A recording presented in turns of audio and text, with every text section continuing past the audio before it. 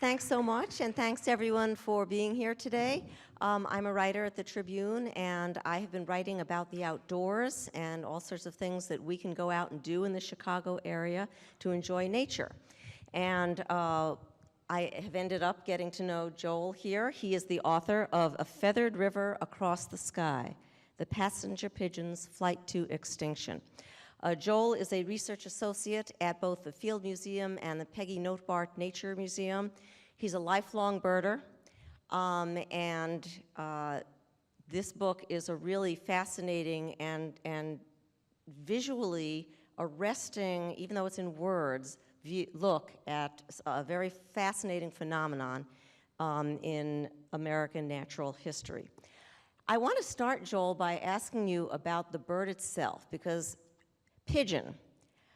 Some of us have a negative association with the word pigeon. And so I want to ask you, what exactly is or was a passenger pigeon? Well, to start out, passenger pigeon is not a messenger pigeon. It's not a carrier pigeon. Those are euphemisms for the Eurasian rock pigeon, a semi-domestic bird. The family of pigeons, there's 300 species. So I like to kind of illustrate this by referring to a family of mammals, the cats, the felids. To say that all pigeons are alike is to say that the tabby curled on your sofa is the same as a tiger, the same as a lion. It's not. So the passenger pigeon was endemic to the eastern part of the United States and Canada. And it looked a lot like a mourning dove. I call it a mourning dove on steroids, bigger, more brightly colored. Even though it looked like a mourning dove, more recent research shows it's more closely related to another group of New World pigeons, one of which is the bandtail that's found on the Pacific coast. But the passenger pigeon was, in my view, unlike any other bird human beings have ever known, for three principal reasons. First, it had a huge population, probably in the billions, but undoubtedly the most common bird in this continent and perhaps the world.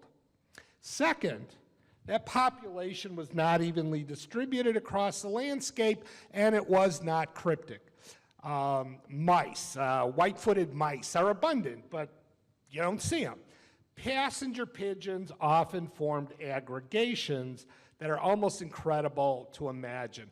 John Audubon said a flight took 3 days to pass. It darkened the sky literally for the duration of that period. And he said the droppings fell like snowflakes. The third is that despite that abundance, as late as 1860, there was an account of birds near Toronto that probably exceeded 2 billion birds. 40 years later, because we had killed them off, they were gone from the wild.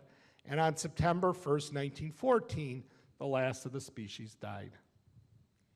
And that was a devastating scene, which we'll get to in a little while. But I want to talk a little bit more about what these aggregations looked and sounded like, because we have never seen it in our lifetime, but it sounds like it was an incredible event in much of this country, and people would come out and gaze at this in amazement, and I don't know, maybe and sometimes in fear, I actually have the impression. Tell us a little bit about what this looked like.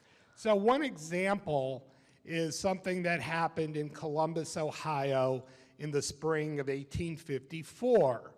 People were running errands, doing their work, and they began to hear a hum. They looked into the southern sky and they saw wispy clouds. Over time, the clouds became closer and they realized they were passenger pigeons.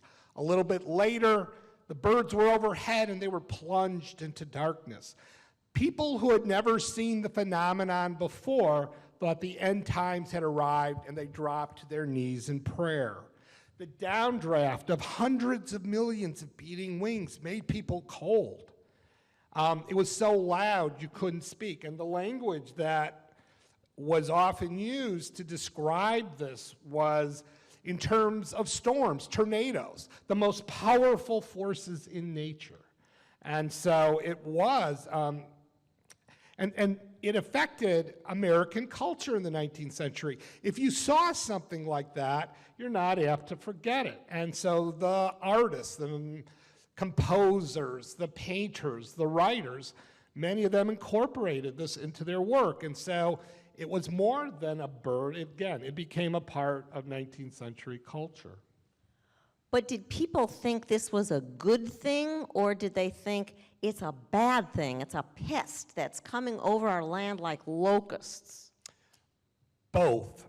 And sometimes, so there was an example in the Massachusetts Bay Colony where the birds one year came and ate a lot of grain, and that was a pest.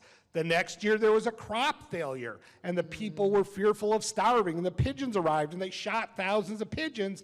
In that instance, the pigeons were well received and were looked at as a blessing. So at the same place, just depending on when they appeared, I mean, they ate seeds, I mean, they ate crops, and in fact, their depredations on agriculture led to the development of an underground seed disperser. So in fact, the bird spawned an agricultural innovation. So where were they going, these huge clouds? Where were they going and what for? So passenger pigeons moved across the landscape primarily in search, really, of food. I mean, they moved generally north in the spring and south in the fall, but not under the strict phenological patterns of, say, warblers. I don't know how many of you all are birders or of an interest, going north in the spring. These birds were known. There were large numbers one year around Christmas at the southern shores of James Bay in Canada, and one year they nested in Mississippi. So these large flocks were largely attracted by concentrations of food, particularly acorns and beech nuts. So how did they spread the word amongst themselves, like, hey, we all, several millions of us, are going that away where we hear there's good food? We don't know that with certainty, but when the birds would migrate, they formed broad fronts. So there were, thousands of birds, and so they were able to survey the landscape as they were going. And if they knew, for example, that last year a certain place had lots of acorns, which oaks do not produce a surfeit of nuts every year, they probably would have avoided that. So they were able to see, they had some memory, and if a flock of birds were seeing all these other birds going in one direction, it was probably a good idea to go with them. So, a combination of those cues probably enabled them to find where the abundance of forage was. And so they formed these huge clouds when they flew, but they also formed these enormous cities where they landed to either roost or hang out, breed, I guess. Can you tell me a little bit about the size, what that looked like, their roosting areas? Sure. Now, passenger pigeons nested by pairs, by tens, by hundreds. So any configuration occurred, but they are best known for these giant aggregations as you described. So in central Wisconsin in 1871, near the Dells, the largest nesting ever recorded spread across 850 square miles and probably involved 136 million birds. These are, as I said, they're a little bit bigger than mourning doves, but enough of them would land in a tree where branches, big old branches of big oaks, would break. Trees toppled at times, and so often, again, the description of a forest after the birds had been there was likened to the aftermath of a tornado.